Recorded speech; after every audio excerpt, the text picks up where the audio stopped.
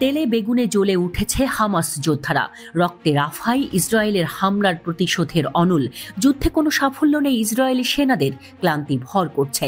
রাফায় গণহত্যা চালিয়ে তৃপ্তির ঢেকুর তুলছে ইসরায়েলি সেনা আর প্রধানমন্ত্রী বেনিয়ামিন নেতানিয়াহু।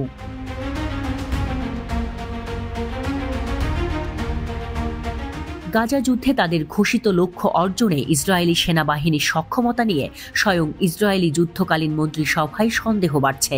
ইসরায়েলি নেতাদের মতে লক্ষ্যগুলো অবাস্তব এবং তারা যুদ্ধ পরিচালনার কঠোর সমালোচনা করেছেন। ইসরায়েলি যুদ্ধকালীন মন্ত্রিসভার সদস্য গাদি আইজেনকোট বুধবার গাজা এবং হিজবুল্লাহর সাথে উত্তর ফ্রন্টে বর্তমান সরকারের যুদ্ধ পরিচালনার বিষয়ে গুরুতর উদ্বেগ প্রকাশ করেছেন।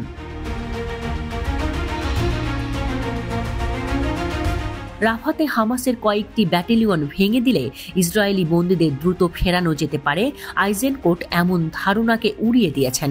ইসরায়েলি আর্মি রেডিও অনুসারে আইজেনকোট এই ধারণাকে ভ্রম বলে অভিহিত করেছেন।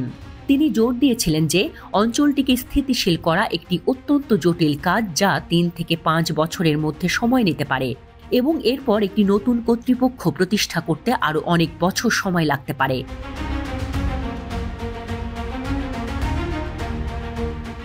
নিরাপত্তা ও অর্থনৈতিক উভয় স্তরে প্রধানমন্ত্রী বেনিয়ামিন নেতানিয়াহুর ব্যর্থতার দিকে ইঙ্গিত করে আইজেনকোট বলেন, সম্পূর্ণ বিজয়ের ধারণা একটি স্লোগান ছাড়া আর কিছুই নয়।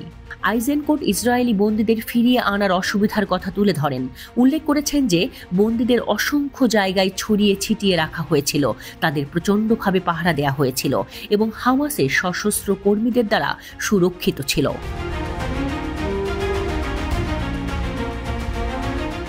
তিনি বলেছেন, যদি আজ গাজায় নির্বাচন অনুষ্ঠিত হয় তাহলে ইসরায়েলি দখলদার নেতৃত্বের ইচ্ছা থাকা সত্ত্বেও হামাস সম্ভবত বিজয়ী হয়ে উঠবে।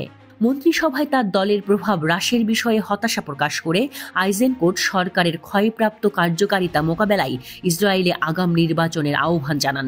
আইজেনকোট ইসরায়েলের সংবাদ ওয়েবসাইট ওয়াইনেটকে জানিয়েছেন, হামাস তার বাহিনীকে নতুন করে সংঘবদ্ধ করে এবং গাজায় লড়াই বছর ধরে চলতে থাকবে।